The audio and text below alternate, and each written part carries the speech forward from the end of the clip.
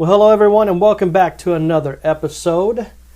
How are you doing today, Princess? I'm doing well. You always sound like you're half asleep. Well, today I'm just trying to recover from neck issues I had over the weekend, as you well know. Yes, I do. Well, It's been a bit hindering for the past few days. Yeah. So it always stinks when you can't really move around like you usually do.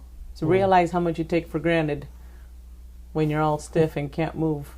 I thought about that this morning, actually, before I got out of bed this morning, thinking about your neck and how it's been, even last night at our daughter's softball game, it was difficult for you to kind of keep track of the game because you can't turn your neck and you have to kind of move your whole body. And I look like a robot? You look like RoboCop. But you're just thinking about like all the things that we take for granted every day that, we don't think about. Reaching down and picking something up with your hand. Heck, even bending over to tie your shoes or, breathing. It's definitely, it's given me a lot of food for thought. Like, I know Sunday was probably the worst day because I was laid out with a heat pad and all kinds of stuff. But, like Sunday not being able to do much or just laying around. Then the next day, kind of doing a little bit more. But still, like you do take your body for granted. You do. I don't even know what I did for it to happen, but you do. You take your body for granted sometimes, and the things that, that you're able to do freely. I'm sure people that, maybe like at a hospital or whatever for prolonged periods of time, this is probably some of those things that they're, that they think about, like wanting to have full functionality of all their, body parts. Yeah. And see, that's one good thing that can say came out of this experience with your sore neck is like it does make each of us stop and appreciate the blessings that God has given us each and every day. Well, I've definitely been super grateful for having a husband like you. You've been wonderful. Just taking care of me and the kids and the cooking and the laundry. Like, I just want to make sure that I let you know how much I appreciate you. You're wonderful. Well, it's always my pleasure to serve you, my queen, and I thank you for allowing me to do that. So, all that said, I know we've had some conversation. Now you've been kind of talking about the blended family, and I know it hasn't been a huge topic of discussion yet here on the podcast, but with the blended family being the number one family now, it's no longer the nuclear family, now the blended family. Well, there are so many more blended families. It is. Well, people are less people are actually getting married, so more people are living together, which is part of that factor. And then the fact that people are getting divorced. There's not really that tie to hold on, and that's part of the reason we came up with Covenant Keepers, to talk about why you should stay married, why you shouldn't get divorced, and some of the ramifications that are coming from that, because it's not as simple as going to the court and filing some paperwork and deciding, hey, I'm going to go my way and you go your way. Well, we are a blended family, and many moons ago we started learning about the dynamics of the blended family because we didn't know how everything was supposed to go. I'm so grateful that we met God early on in our relationship, in our walk, to learn how to navigate. And we still didn't get it all right throughout the years with our kids, with each other, with other households, that intertwined with us. But I think it's important for people to learn and educate themselves early on if they're even considering being part of a blended family, which nowadays is super common. Well, let's start off by defining what a blended family is, because to be honest with you, when we first got involved in this, I never even heard the term blended family. It's more common nowadays. It was a step family, right? And what it means basically is that you're bringing kids from a previous relationship into a new one, into your new relationship. And if you've done that, hey, you're a blended family, and welcome to the club. And sometimes it doesn't happen just through divorce. Sometimes, there could be a parent that dies, that passes away, and now there's a parent left with kids. Right. And eventually, they're going to want to maybe remarry and start a new family. So there's different elements that bring two people together into a blended family. Mm-hmm. So it's important to understand that the way blended families form come with their own unique yes, very unique traits and characteristics. Mm-hmm. Well, that's the thing about it. That another thing that I didn't really think of is like each family has their own unique story and makeup. Mm-hmm. Now we can say, you know, you have a nuclear family and a blended family. We try to break it into those two pods, but they break down into their own individual family structures because they're different. You can have, you know, a blended family where we have one child, where one spouse brings a child in. You can have a blended family where both parents bring children in, or maybe a blended family where you have a biological child and a stepchild bringing into a new family. Right. And it can just go on, and that's not even counting all the extended family members that come into the family. Yeah, like for us, for example, you brought 3 girls. Mm-hmm. I had 1 girl that we brought together. Mm-hmm. That's a lot of girls. We had 4 girls from the very beginning of our relationship. So we didn't really get to experience the normal couple courtship that happens between, you know, a boy and a girl when they get to date before the, you know, kids and all that stuff that kids bring. So we didn't have that at the beginning. So hopefully we'll have that, you know, in the empty nester stage. However, well, no, I want to not talk about it, but just kind of set a point to that I heard, and it made so much sense when I heard it. In the blended family, you don't have the honeymoon at the beginning. You have the honeymoon toward the end. Yeah. Because you do start off at 100 miles an hour with a family. You got a full family typically from day one when you first start a relationship. Well, that's you're a family. That's a good point to speak on, because a lot of people don't think that way. They don't consider all those elements when they meet and they like each other. They just, like we did, naturally assume because we liked each other, everybody else was going to get along. Yeah. And I mean, I'm just going to say that's just being ignorant because we didn't know what a blended family was or was supposed to be like. Well, ignorance is bliss, right? At the time. For the moment. So we came into this with 4 girls, and lucky for us, all those 4 girls really got along well. Well, they were all very young, and I think that was a big thing that Well, that's another element that people need to consider. When you're coming together, the age of the children will also dictate some of these dynamics and how everybody's going to get along. Mm-hmm. So, because if they're younger, typically, you know, the step-parent is, how would you describe it? They're able to be more accepted by the child. By the child. Yeah. So if you have someone, say, younger than 5, where they're still early, they're opening up to people that are around them, they're more open to be able to form a relationship with that step-parent. Right, like the daughter that I had. Yeah. She was 2. Yes. And so she, you're her dad. Because you're all she's known as a dad, so you're her dad. Right. But even with your girls, I mean, they were pretty young. They were 4, 7, and 11. But they were very loving and very open and accepting of me and my daughter. So it seemed very nice at first. Like, wow, you know, this is going to be easy for us anyway. Of course, even the ones that start off and you feel that way, start to show some cracks eventually that we didn't know about. Yeah. Like we started early on, when we started to see some of the cracks, we started to search out, okay, we need some information, we need some education, we need some guidance, because we just don't know what this is supposed to look like. Well, we didn't, and being naive. When I say we started at 100 miles an hour, we just kept picking up speed. We never kind of pumped the brakes with any portion of it. We just kind of kept going.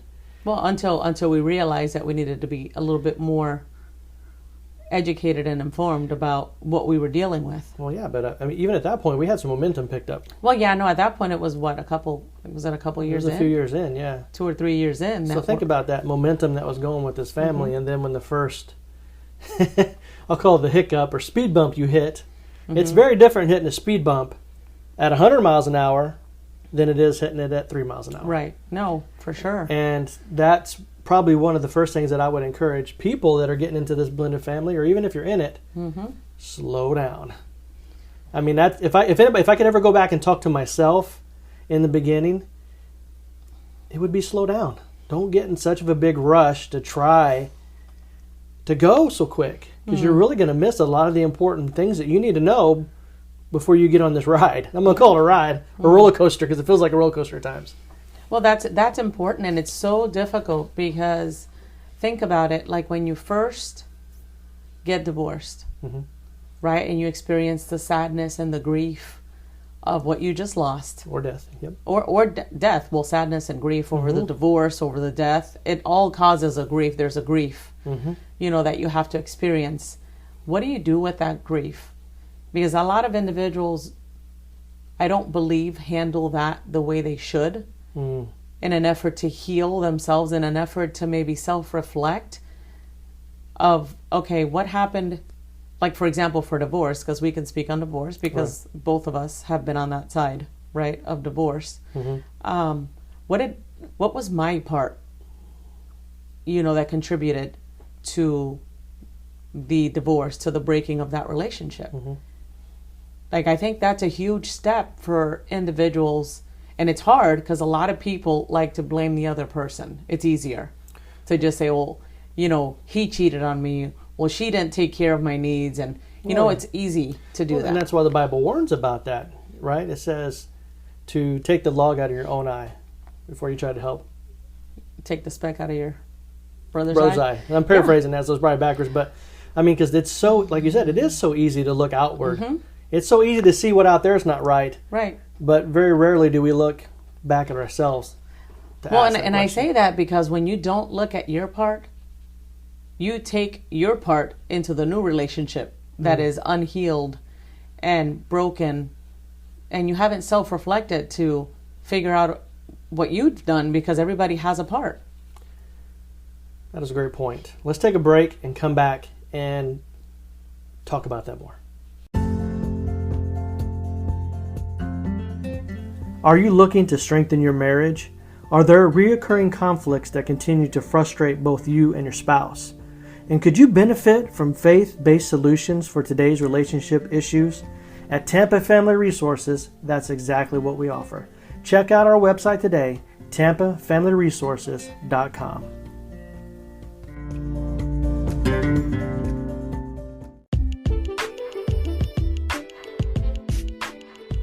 Hey guys, it's Brent and Lucy from Covenant Keepers. And if you haven't heard about Anchor, it's the easiest way to make a podcast. Let me explain. First of all, it's free. It will cost you no money out of pocket. There's creation tools that allow you to record and edit your podcast right from your phone or your computer. The cool thing about it is that Anchor will distribute your podcast for you, so it can be heard from Spotify, Apple Podcast, and so many more. It's so easy, and everything you need to make a podcast you can find in one place. Download the free Anchor app or go to anchor.fm, that's ANCHOR.FM, to get started today. Hey guys, thanks for staying with us. And before the break, we were talking about basically self-reflecting. After divorce or even death. Right. To see, like, now I'm grieving in this process. And I know for myself, after going through divorce, I was in such kind of a low place, miserable. I felt like a failure. I was holding a lot of guilt because I felt like I'd failed my kids. I didn't like that feeling. So I wanted to find something that made me feel better. And to be 100% honest, I wanted to be, as crazy as it sounds, I wanted to be in another relationship. And when we got together, the joy that came with that very quickly started to mask what I was feeling. I actually now I can say I kind of buried that and put it away and didn't really deal with it because I was so infatuated with the newness and the excitement of the new relationship. Oh, yeah. That I'm like, well, I don't even need to deal with that now. That's thinking that I'm throwing it out, but really I'm burying it. Right. Well, I'm thinking back, we made a lot of mistakes with that because in an effort to try and safeguard the husband-wife relationship, there were things that we neglected to look at where we should have. And we can talk about that in later podcasts or whatever. But it's really important to understand your own hurts, your own brokenness, what you don't want to show up in your new relationship. And by that, I'm like, for me, when I got divorced, like there was, of course, I'm going through the grief because I really didn't want to be divorced. Yeah. I'm going through the grief and like experiencing that loneliness, thinking about, the good times, even though they were very far and few between in my first marriage. The good times, maybe it wasn't so bad, even though it was all bad. It's very difficult to look back and think of that as being good. But I was, those are all the things that were going through my mind. And I remember at one point saying, I don't want to be married again. I'm done. I don't want to go through this again. Yeah. But that was very short-lived because I like the element of being a couple. But how many people say that? Oh, a lot of them. Most of them. Now, a while ago, I just said I want to be in a new relationship, but at the time that it all went down, I'm like, okay, I'm done with marriage. It didn't work out. For sure. All of us. I think everybody goes through that. Yeah. But I liked being married. Like the idea of being married and having a family was always something that I wanted. Yeah. Growing up and, with my mom and dad, and they're still married. I wanted that. So yeah, seeking help to self-identify some of those things that you're carrying so you don't bring them into your new relationship, because they will cause issues in the new relationship. If you're angry, for example, if you're carrying a lot of anger because of things that happened in your first relationship, and you find yourself being easily angered now in your new relationship because you haven't dealt with some of that stuff from before, that can cause a lot of issues. Well, I want to paint a picture there because I'm a picture guy, as you know. And what we're talking about here are issues that you're bringing into a relationship or things you're bringing into it. We call it baggage. When we sit with couples, we call it baggage because being in one relationship, if you don't deal with that stuff, you literally are packing it in your bags, packing it in your suitcases, and not even knowing it, inadvertently, you carry that into your new relationship. And for a lot of couples, when they get into a new relationship, like I was describing about us, we're infatuated, we were going 100 miles an hour. Well, I got into our little proverbial house. We didn't sit down and start unpacking this stuff and go, what do we have here? What did you bring into this? What is this? We didn't do that. Well, we kind of did. We talked about some of the things that we didn't like about our first relationship, our first marriage. So I know we did that, but not to the degree. Well, the stuff. The deep-rooted stuff, because I know for me, well, mine kind of came out very quickly in our relationship because I had trust issues from my first marriage. I had severe trust issues because in the very short time I was married the first time, I was never able to trust my spouse. Well, that's what I'm saying. Like when I talk about the bags, some of the smaller ones, we'll tackle them in the beginning, but the bigger ones, the heavier ones, I stuffed them in the garage and covered them up with some other stuff. Well, you are of a personality that's more non-confrontational. I was more from the beginning. Like this is my hurt. This is what I dealt with. But what about the baggage you don't know you have? Well, some of those come out. Yes, if you don't say like join a group in our church, I know is great about having different groups for different issues and different things that happen in life. Struggles, yeah. But if you don't have something like that you can unpack, and you don't even, like you said, some of those that you don't know, well, being a part of a group like that will help you identify some of those things that you can't identify for yourself. Maybe it's just through reading a story or hearing somebody else speak. That's the beauty of how God works sometimes when he leads us into something like a group to heal. There's a reason for that, because there's something that's supposed to happen through that group to help you heal. But a lot of people don't do that. A lot of people don't even know to do that. Well, again, I talk about slowing it down in the beginning, but let's slow it down a second.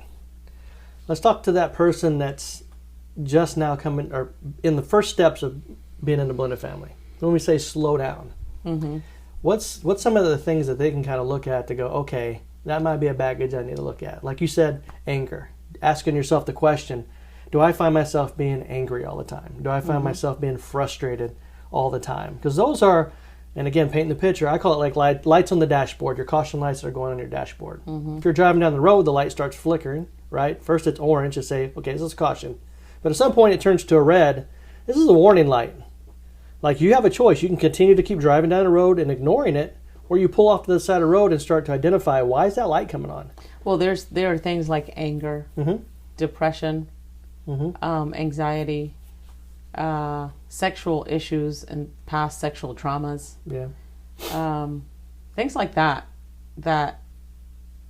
can be looked at as baggage that you're carrying into your new relationship. So it's just so important to, like in that courtship time, not to rush it. That's why the courtship is so important. It is important, but nowadays people they've almost put the bypassed. They try to bypass the courtship into, hey, let's move in together because that's how we're really going to get to know each other. That's how you're going to know if it's going to be a good fit. Well, that's what people think, that whole old let's test drive the car before we actually purchase it. Yeah.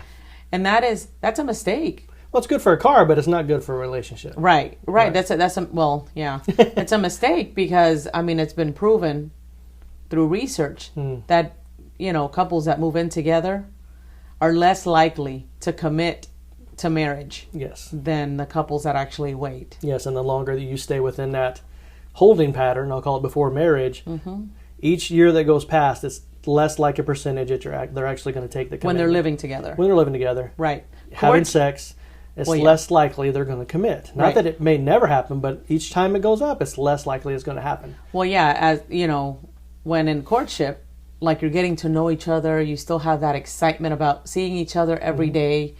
And you have that time to go out, spend time together, like having dinner or whatever, but just getting to really know this person and asking some of these questions about past relationships. What are things that you liked? What are things that you didn't like? I think that's one element in the courtship that I think a lot of people, again, because you're infatuated and it's going, you can miss the element that you guys are both open to learn about each other. More open at the beginning. You're really open to, like, we always say become a student of your spouse, right? During that courtship, I mean, man, you can be laser focused on that person. I know with us, I share the examples, like, I listened to every word you said, everything that you liked, what you didn't like. I try to kind of scale everything around that. Except the perfume that I liked, because one of the first gifts you gave me was a perfume that I absolutely hated the scent of. I didn't ask the right question. See? Right.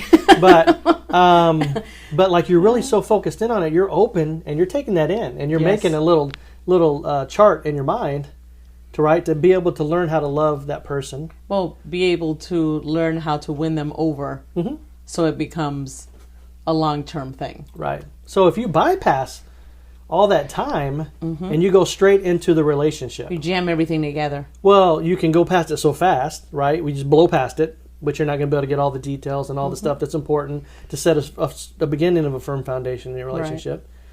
Right. And you're already jumping into the parental row, the father row, the mother row. And when those rows, like, okay, well, now taking on that row, I got to worry about the bills, I got to worry about the kids, I got to worry about the school, I got to worry about the finances, I got to worry about the taxes. These are the things that happen that make you almost force you to bypass some of the conversations that you would have had at the beginning of a courtship, because now you're forced into the position of being a step parent, of, like, if you're a father, like, okay, I need to make sure that, because most of the time fathers are the, from God's standards, they're the provider, right?